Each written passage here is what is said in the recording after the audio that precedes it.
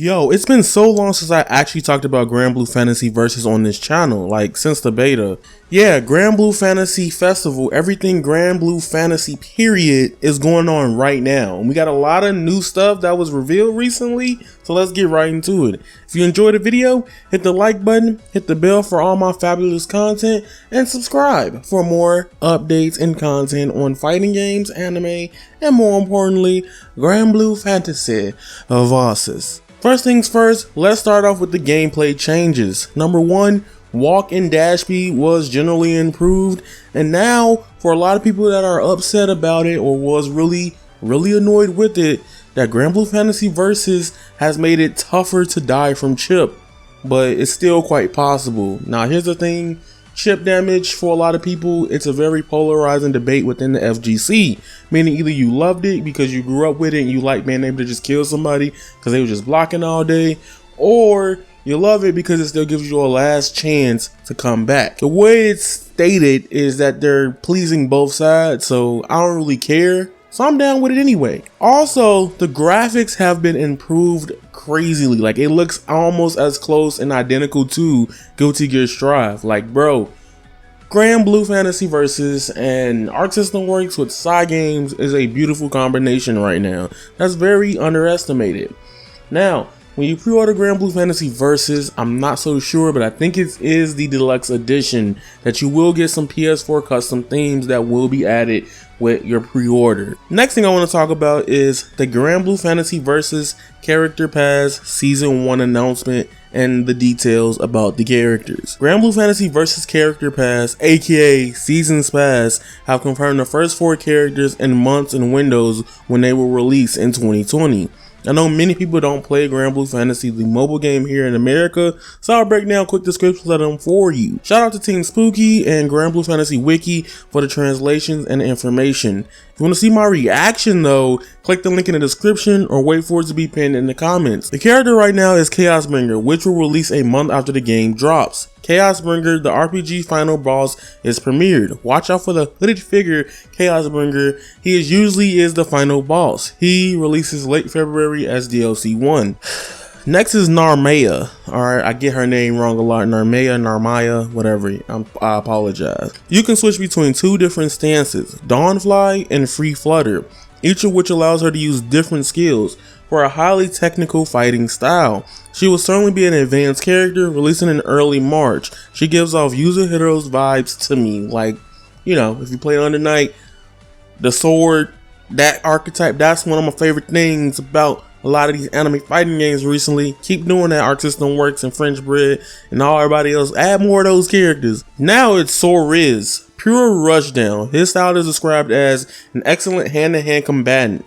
His Super Skybound art is a buff that enhances all of his skills. He will release in early April. This character is for all you Naruto Kurogane degenerates and characters that want to use hands in a weapon-filled world. You just like to be different. Jetta, what up? Jetta is also here by popular request, like Gran. The Jetta offers a simple, well-rounded playstyle that is quite effective.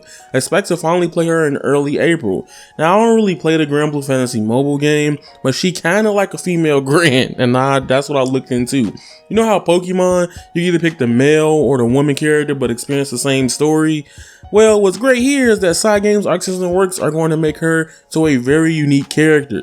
So don't be put off by the fact that, oh, she might play the same. Nah, that's not it. And hence, that's why she's coming out last out of, or the latest in the Character Pass 1. But one more thing. The final character slot that's missing will be announced next year on an anniversary live broadcast in March. There's a 5th character that nobody knows. I've seen people speculate who the character is. I can't give you the idea who I want it to be, but like, I know it's a collab, but put Joker in the game. Anywho, however, there's more.